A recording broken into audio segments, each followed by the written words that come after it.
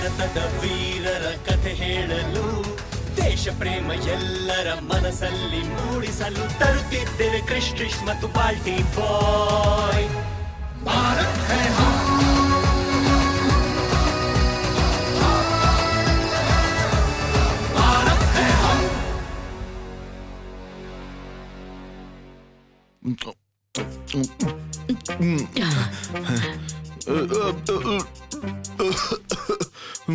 ಈ ಕ್ರಿಶ್ ಬಾಳೆಹಣ್ಣು ತಿನ್ನೋದ್ರಲ್ಲ ಯಾಕೆ ಮುಳುಗಿದಾನೆ? ಏನಾಯ್ತು ಕ್ರಿಶ್? ನಿಂಗೆ ಬಾಳೆಹಣ್ಣು ಅಂದ್ರೆ ತುಂಬಾನೇ ಇಷ್ಟ ಅಲ್ವಾ? ನನಗೇನೋ ಇಷ್ಟ, ಆದ್ರೆ ಇಷ್ಟೊಂದು ತಿಂದ್ರೆ ಯಾರಿಗ್ ಬೇಡ ಅನ್ಸಲ್ಲ ಹೇಳು? ಯಾಕೆ ಜಾಸ್ತಿ ತಿಂದೆ? ಯಾಕಂದ್ರೆ ನಾನ್ ಸವಾಲಲ್ಲಿ ಸೋತಿದ್ದೀನಿ. ಸವಾಲ? ಯಾವ ಸವಾಲು? ನಾನ್ ಟ್ರಿಶ್ಗೆ ಸವಾಲ್ ಹಾಕಿದ್ದೆ ನಾನು ಮೀನ್ ಹಿಡಿದು ತೋರಿಸ್ತೀನಿ ಅಂತ, ಆದ್ರೆ ನಾನು ಹಿಡಿಯೋದಕ್ಕಾಗ್ಲಿಲ್ಲ. ಆದ್ರೆ ಕ್ರಿಶ್, ನಿನ್ನ ಹತ್ರ ಫಿಶಿಂಗ್ ರೋಡ್ ಕೂಡ ಇದೆಯಲ್ಲ, ಹಾಗಿದ್ದಾಗ ನೀನ್ ಯಾಕೆ ಮೀನ್ ಹಿಡಿಲಿಲ್ಲ? ಯಾಕಂದ್ರೆ ಇದ್ರಲ್ಲಿ ಪೇಷನ್ಸ್ ನ ಕೊರತೆ ಇದೆ ಬಾಲ್ಟಿ ಬಾಯ್. ಅಯ್ಯೋ, ನಾನ್ 4 ಗಂಟೆ ಕಾಯ್ತಾ ಕೂತಿದ್ದೆ. ಮೀನ್ ಸಿಕ್ಲಿಲ್ಲ ಅಂದ್ರೆ ನಾನೇನ್ ಮಾಡ್ಲಿ? ಮತ್ತಿನ್ನೆಷ್ಟು ಕಾಯ್ಬೇಕಿತ್ತು? ಅಯ್ಯೋ, ಇನ್ನೂ ಸ್ವಲ್ಪ ಹೊತ್ತು ಕಾಯ್ಬೇಕಿತ್ತು. ಅದು 21 ವರ್ಷ ಅಷ್ಟೇ. 21 ವರ್ಷನ? ನಿನ್ ಮನ್ಸಲ್ಲಿ ಖಂಡಿತವಾಗ್ಲೂ ಯಾವ್ದೊಂದ್ ಕತೆ ಇದೆ ಅಲ್ವಾ ಟ್ರಿಶ್? ಬರೀ ಕಥೆ ಅಷ್ಟೇ ಅಲ್ಲ, ಅದು ಸ್ಫೂರ್ತಿದಾಯಕವಾದ್ದು. ಇದು ಒಬ್ಬ ಎಂಥ ದೇಶಭಕ್ತನ ಜೀವನದ ಕಥೆ ಅಂದ್ರೆ, ಆ ವ್ಯಕ್ತಿ ತನ್ನ ಗುರಿಗೋಸ್ಕರ 21 ವರ್ಷದವರೆಗೂ ಕಾದ್ರು ಮತ್ತೆ ತುಂಬಾನೇ ತೊಂದರೆಗಳನ್ನ ಅನುಭವಿಸಿದ್ರು. ಅವ್ರ ಹೆಸರು ಉಧಮ್ ಸಿಂಗ್. ಸಂಸ್ಕೃತಿ, ಸ್ಟೋರಿ ಮೋಡ್ ಆನ್.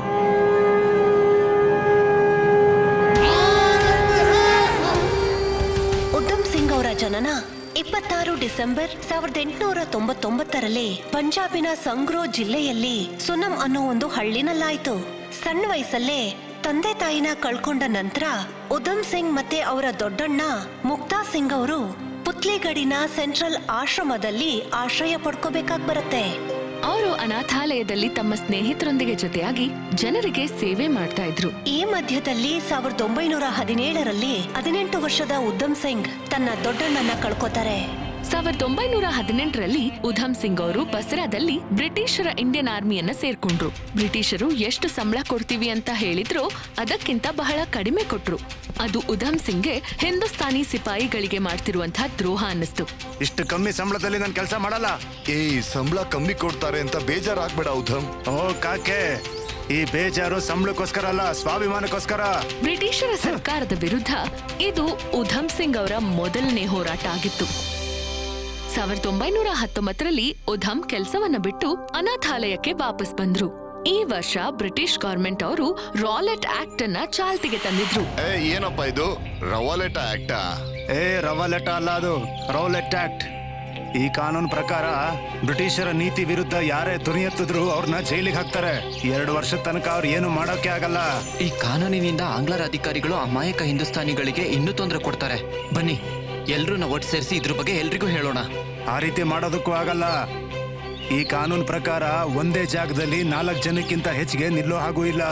ರೋಲೆಟ್ ಆಕ್ಟ್ ನ ವಿರುದ್ಧವಾಗಿ ಇಡೀ ದೇಶದಲ್ಲೇ ತುಂಬಾ ಆಂದೋಲನಗಳಾದ್ವು. ಪಂಜಾಬ್ನಲ್ಲಿ 2 ನಾಯಕರು ಮುಂದೆ ಬಂದ್ರು, ಡಾಕ್ಟರ್ ಸತ್ಯಪಾಲ್ ಮತ್ತೆ ಸೈಫುದ್ದೀನ್ ಕಿಚ್ಲು. ಆದ್ರೆ 10 ಏಪ್ರಿಲ್ 1919ರಲ್ಲಿ ಬ್ರಿಟಿಷರ ಸರ್ಕಾರ ಈ 2 ನಾಯಕರನ್ನ ಕಾರಾಗೃಹಕ್ಕೆ ಹಾಕ್ತು. ಇದರ ವಿರೋಧದಲ್ಲಿ 13 ಏಪ್ರಿಲ್ 1919ರ ಬೈಸಾಖಿಯ ದಿನದಂದು ಜಲಿಯಾಂವಾಲಾ ಬಾಗ್ನಲ್ಲಿ ಶಾಂತಿ ಪ್ರದರ್ಶನ ಮಾಡೋಕೆ ಅಂತ ಸಾವಿರಾರು ಜನ ಒಟ್ಟಾಗಿ ಸೇರೋದ್ರಲ್ಲಿದ್ರು. ಈ ಶಾಂತಿ ಪ್ರದರ್ಶನದಲ್ಲಿ ಉಧಮ್ ಸಿಂಗ್ಗೆ ಕೂಡ ಒಂದು ಕೆಲಸವನ್ನ ನೇಮಿಸಲಾಗಿತ್ತು. ಈಗ ಏನ್ ಮಾಡೋದು ಹೇಳಿ ಗುರುಜಿ? ಸ್ವಲ್ಪ ಸಮಾಧಾನ ಮಾಡ್ಕೊಳಪ್ಪ. ಇವತ್ತು ಜಲಿಯಾಂವಾಲಾ ಬಾಗಲ್ಲಿ ಶಾಂತಿ ಪ್ರದರ್ಶನ ಇದೆ. ಅದಕ್ಕೆ ನಾವು ನಮ್ಮ ಅನಾಥಾಶ್ರಮದ ಪರವಾಗಿ ಎಲ್ರಿಗೂ ನೀರ್ ಕೊಡೋಣ. ಕಂಜೂಸ್ತಾನ ಯಾಕೆ ತೋರಿಸ್ಬೇಕು ಗುರುಗಳೇ? ನೀರ್ ಬೇಡ, ಶರ್ಬತ್ ಕುಡ್ಸೋಣ. ಅಯ್ಯೋ ಮುಟ್ಟಾಳ, 10-20 ಜನ ಅಲ್ಲ, 10-12 ಸಾವಿರ ಜನ ಬರ್ತಾ ಇದ್ದಾರೆ.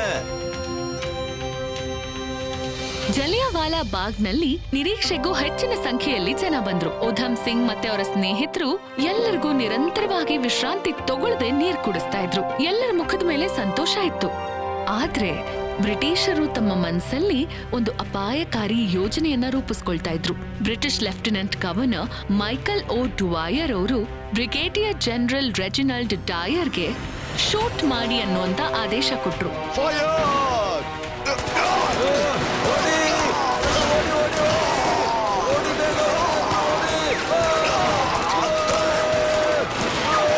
ಯಾವುದೇ ಎಚ್ಚರಿಕೆ ಕೊಡದೆ ಕನಿಷ್ಠ 10 ನಿಮಿಷಗಳವರೆಗೂ ನಿರಂತರವಾಗಿ ಓಪನ್ ಫೈರಿಂಗ್ ನಡೀತು. ಅದರಲ್ಲಿ ಹೆಂಗಸರು ಮಕ್ಕಳನ್ನು ಸೇರಿ ಸಾವಿರಾರು ಅಮಾಯಕ ನಿರಪರಾಧಿ ಹಿಂದೂಸ್ತಾನಿಗಳು ಗಾಯಗೊಂಡ್ರು ಮತ್ತೆ ಸಾಕಷ್ಟು ಜನ ಸತ್ ಹೋದ್ರು. ಹೆಣಗಳ ಮಧ್ಯೆ ಸಿಕ್ಕಾಕೊಂಡು ಉಧಮ್ ಸಿಂಗ್ ಅವರು ಉಳ್ಕೊಂಡ್ರು. ಆದ್ರೆ ಆ ಭಯಾನಕವಾದ ದೃಶ್ಯ, ಆ ಕಿರುಚಾಟ, ಆ ರಕ್ತಸಿಕ್ತವಾದಂತ ಭೂಮಿ ಉಧಮ್ ಅವರ ಮನಸ್ಸಲ್ಲಿ ಶಾಶ್ವತವಾಗಿ ಅಳಿದೇ ಉಳ್ಕೊಳ್ತು. ಆ ದಿನ 21 ವರ್ಷದ ಉಧಮ್ ಸಿಂಗ್ ಅವರು ಭಾಷೆ ತಗೊಂಡ್ರು.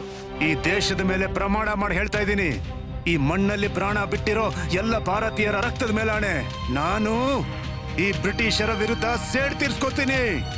ಆ ಮೈಕಲ್ ವುಡ್ವೈರ್ ಇವತ್ತು ಅಮಾಯಕರ ಮೇಲೆ ಗುಂಡು ಹಾರಿಸಿದ್ದಾನೆ.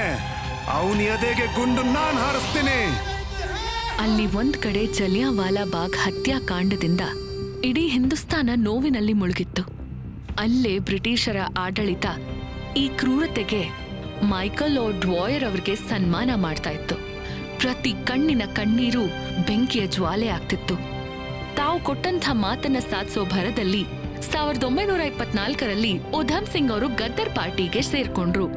ಉಧಮ್ ಸಿಂಗ್ ಅವರು ವಿದೇಶಗಳಿಗೆ ಹೋಗಿ ಅಲ್ಲಿರುವಂಥ ಭಾರತೀಯರನ್ನ ಭಾರತದ ಸ್ವತಂತ್ರದ ಕೆಲಸಕ್ಕೆ ಜೋಡಿಸುವಂತ ಕೆಲಸ ಕೊಟ್ಟಿದ್ರು. ಜುಲೈ 1927ರಲ್ಲಿ ಅವರನ್ನ ಭಾರತಕ್ಕೆ ವಾಪಸ್ ಕರೆಸ್ಕೊಂಡ್ರು. ಆದ್ರೆ ಭಾರತಕ್ಕೆ ವಾಪಸ್ ಬರ್ತಿದ್ದ ಹಾಗೆ ನೀನು ಬ್ಯಾಗ್ ಅಲ್ಲೇನಿದೆ? ಬಟ್ಟೆ, ಪುಸ್ತಕ ಮತ್ತೆ ಔಷಧಿ. ಚೆಕ್ ಮಾಡಿ. Open the bag.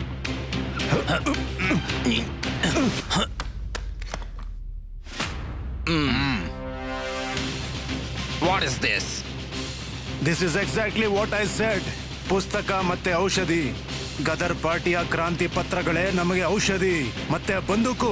ನಿಮ್ಮಂತ ಬ್ರಿಟಿಷ್ ಅವ್ರನ್ನ ನಮ್ಮ ದೇಶದಿಂದ ಓಡಿಸೋದಕ್ಕೆ. ನೀನೀಗ ಸದ್ಯಕ್ಕೆ ಅರೆಸ್ಟ್ ಆಗ್ತೀಯಾ? सरफरोशी की तमन्ना अब हमारे दिल में है, देखना है जोर कितना बाजुए का दिल में है. ಕಾರಾಗೃಹದಲ್ಲಿ ಕೂಡ ಜಲಿಯನ್ವಾಲಾ ಬಾಗ್ನ ಆ ದೃಶ್ಯ ಉಧಮ್ ಸಿಂಗ್ ಅವ್ರಿಗೆ ನಿದ್ರೆ ಮಾಡೋಕ್ ಬಿಡ್ತಿರ್ಲಿಲ್ಲ.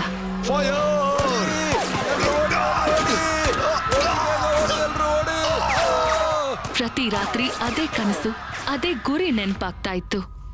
ಮೈಕಲ್ ಡ್ವಾಯರ್ ಅವ್ರನ್ನ ಸಾಯಿಸೋದೇ ಉಧಮ್ ಸಿಂಗ್ ಅವರ ಗುರಿಯಾಗಿತ್ತು. 1931ರಲ್ಲಿ ಬಿಡುಗಡೆ ಆದ್ಮೇಲೆ ಉಧಮ್ ಸಿಂಗ್ ಅವ್ರಿಗೆ ಗೊತ್ತಾಯ್ತು ಮೈಕಲ್ ಡ್ವಾಯರ್ ಅವರು ಲಂಡನ್ಗೆ ಹೋಗಿದ್ದಾರೆ ಅಂತ. 3 ವರ್ಷದವರೆಗೂ ಸಾಕಷ್ಟು ಅಪಾಯಗಳನ್ನ ಎದುರಿಸ್ತಾ ಅವರು 1934ರಲ್ಲಿ ಉಧಮ್ ಸಿಂಗ್ ಅವರು ಕಾಶ್ಮೀರಿಂದ ಜರ್ಮನಿಯಿಂದ ಮತ್ತೆ ಕೊನೆಗೆ ಲಂಡನ್ ಅನ್ನ ತಲುಪಿದ್ರು. ಲಂಡನ್ಗೆ ತಲುಪಿದ ನಂತರ ಅವರು ಮೈಕಲ್ ಡ್ವಾಯರ್ ಅವರ ದಿನಚರಿಗಳ ಮೇಲೆ ಕಣ್ಣಿಡೋಕೆ ಶುರು ಮಾಡಿದ್ರು. ಕೊನೆಗೂ 13ನೇ ಮಾರ್ಚ್ 1940ಕ್ಕೆ ಅವರು ಕಾಯ್ತಾ ಇದ್ದ ಆ ದಿನ ಬಂತು. ಉಧಮ್ ಸಿಂಗ್ ಅವರಿಗೆ ಗೊತ್ತಾಯ್ತು ಮೈಕಲ್ ಡ್ವಾಯರ್ 13 ಮಾರ್ಚ್ 1940ಕ್ಕೆ ಕ್ಯಾಕ್ಸ್ಟನ್ ಹಾಲ್ ಅಲ್ಲಿ ಒಂದು ಪ್ರೋಗ್ರಾಮ್ ಅಲ್ಲಿ ಉಪಸ್ಥಿತರಿರ್ತಾರೆ ಅಂತ. ಮತ್ತೆ ಅವರು ತಮ್ಮ ತಯಾರಿಯನ್ನ ಶುರು ಮಾಡ್ಕೊಂಡ್ರು. ಉಧಮ್ ಸಿಂಗ್ ಒಂದು ದಪ್ಪವಾದ ಪುಸ್ತಕ ತಗೊಂಡ್ರು. ಅದರೊಳಗಿನ ಆಳೆಗಳನ್ನ ಕತ್ತರಿಸಿ ಪಿಸ್ತೂಲಿನ ಶೇಪ್ ನಲ್ಲಿ ಅದನ್ನ ಕಟ್ ಮಾಡಿದ್ರು ಮತ್ತು ಅದರಲ್ಲಿ ಪಿಸ್ತೂಲನ್ನ ಬಚ್ಚಿಟ್ರು. ಮತ್ತೆ ಈ ಪುಸ್ತಕವನ್ನ ತಗೊಂಡು 13 ಮಾರ್ಚ್ 1940ಕ್ಕೆ ಕ್ಯಾಕ್ಸ್ಟನ್ ಹಾಲ್ ತಲುಪಿದ್ರು. ಕ್ಯಾಕ್ಸ್ಟನ್ ಹಾಲ್ ಪಬ್ಲಿಕ್ ಇಂದ ತುಂಬಿ ಹೋಗಿತ್ತು. ಸ್ಟೇಜ್ ಮೇಲೆ ಮೈಕಲ್ ಡ್ವಾಯರ್ ಅವರ ಭಾಷಣ ಮುಗಿದು ಹೋಗಿತ್ತು. ಮತ್ತೆ ಜನ ಚಪ್ಪಾಳೆ ತಟ್ಟಿದ್ರು. ಉಧಮ್ ಸಿಂಗ್ ಕೈಯಲ್ಲಿ ಪುಸ್ತಕವನ್ನ ಹಿಡ್ಕೊಂಡು ಜನರ ನಡುವೆನೆ ಮುಂದಕ್ಕೆ ಹೋಗಿ ಮೈಕಲ್ ಡ್ವಾಯರ್ ಹತ್ರ ನಿಂತ್ಕೊಂಡ್ರು. ಮತ್ತೆ excuse me mister Michael Dwyer, I want to return a favour. ಈ ಮಾತನ್ನ ಹೇಳ್ತಾ ಉಧಮ್ ಸಿಂಗ್ ಪುಸ್ತಕದಿಂದ ಪಿಸ್ತೂಲ್ ತೆಗೆದ್ರು ಮತ್ತು 2 ಗುಂಡುಗಳನ್ನ ಮೈಕಲ್ ಡ್ವಾಯರ್ಗೆ ಹಾರಿಸ್ಬಿಟ್ರು.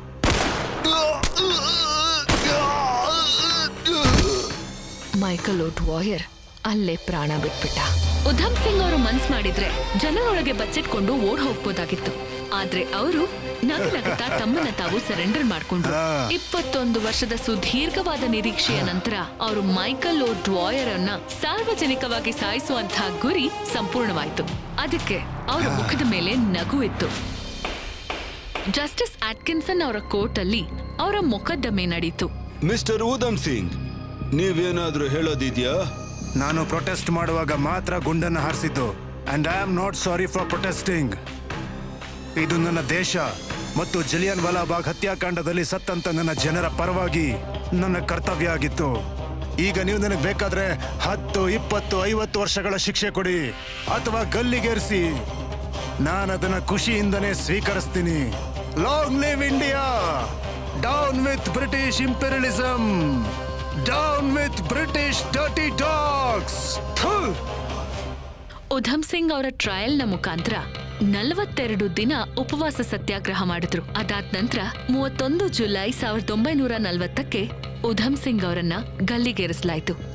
ನ್ಯಾಯಾಲಯದ ವಿಚಾರಣೆಯ ಸಮಯದಲ್ಲಿ ಉಧಮ್ ಸಿಂಗ್ ಅವ್ರ ಹತ್ರ ತಮ್ಮ ಹೆಸರನ್ನ ಕೇಳಿದಾಗ ಅವ್ರು ಹೇಳ್ತಾ ಇದ್ದಿದ್ದು, ನನ್ನ ಹೆಸರು ರಾಮ್ ಮೊಹಮ್ಮದ್ ಸಿಂಗ್ ಆಜಾದ್. ಅಂದ್ರೆ ಬೇರೆ ಬೇರೆ ಧರ್ಮಗಳಿಂದ ಕೂಡಿದ ಈ ಹೆಸರಿಂದ ಉಧಮ್ ಸಿಂಗ್ ಅವರು ಭಾರತದ ಏಕತೆ ಮತ್ತೆ ಅಖಂಡತೆಯನ್ನ ಎತ್ತಿ ಹಿಡಿದ್ರು. ಅವರನ್ನ ಗೌರವಿಸೋದಕ್ಕೋಸ್ಕರ ಅವರಿಗೆ ನಿಶಾಯ್ ಖಾಲ್ಸಾನ ಪುಸ್ತಕ ಕೊಡಲಾಯಿತು. ಜಲಿಯನ್ ವಾಲಾ ಬಾಗ್ನ ಮುಖ್ಯ ದ್ವಾರದಲ್ಲಿ 2018ರಲ್ಲಿ ಅವರ ಮೂರ್ತಿಯನ್ನ ಸ್ಥಾಪನೆ ಮಾಡಲಾಯಿತು. ಮತ್ತೆ ಜಲಿಯವಾಲಾ ಬಾಗ್ನಲ್ಲಿ ಅವರ ಮ್ಯೂಸಿಯಂನ ಮಾಡಲಾಗಿದೆ. ಇವತ್ತಿಗೂ ಕೂಡ ಅವರ ಅಸ್ಥಿನ ಜನರ ದರ್ಶನಕ್ಕಾಗಿ ಇಟ್ಟಿದ್ದಾರೆ. ನೀನ್ ಸರಿಯಾಗಿ ಹೇಳಿದೆ ಟ್ರಿಶ್. ಉಧಮ್ ಸಿಂಗ್ ನ ಕಥೆ ದೇಶ ಪ್ರೇಮದ ಜೊತೆ ತಾಳ್ಮೆನೂ ಕಲ್ಸುತ್ತೆ. ಈಗ ನೋಡ್ತಾ ಇರೋ, ನಾನು ಒಂದಲ್ಲ ಒಂದು ಮಂಕ್ರಿ ಮೀನನ್ನ ಹಿಡ್ಕೊಂಡ್ ಬರ್ತೀನಿ. ಓ, ಷರತ್ ಹಾಕ್ತಿದ್ಯಾ? 5 ಗೊನೆ ಬಾಳೆಹಣ್ಣು ತಿಂತ್ಯಾ ಮತ್ತೆ? ಬೇಡ ಬೇಡ, ಬಾಳೆಹಣ್ಣು ಬೇಡ, ದ್ರಾಕ್ಷಿ. ನನಗ್ ದ್ರಾಕ್ಷಿ ಇಷ್ಟ. ಹೆಮ್ಮೆಯಿಂದ ಹೇಳಿ, ಭಾರತ್ ಹೈ ಹಮ್.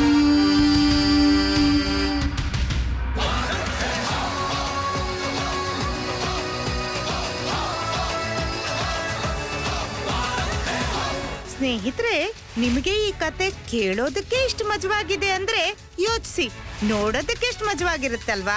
ನೋಡಿ, ಕ್ರಿಶ್ ತ್ರಿಶ್ ಬಾಲ್ಟಿ ಬಾಯ್ ಭಾರತ್ ಹೈ ಹಮ್ ಪ್ರತಿ ರವಿವಾರ ಬೆಳಿಗ್ಗೆ 11 ಗಂಟೆಗೆ ದೂರದರ್ಶನದಲ್ಲಿ. ಮತ್ತು ನಮ್ಮ ಸ್ಟ್ರೀಮಿಂಗ್ ಪಾರ್ಟ್ನರ್ ಆಗಿದ್ದಾರೆ ಅಮೆಜಾನ್ ಪ್ರೈಮ್ ವಿಡಿಯೋ ಮತ್ತು ನೆಟ್ಫ್ಲಿಕ್ಸ್. Stay tuned.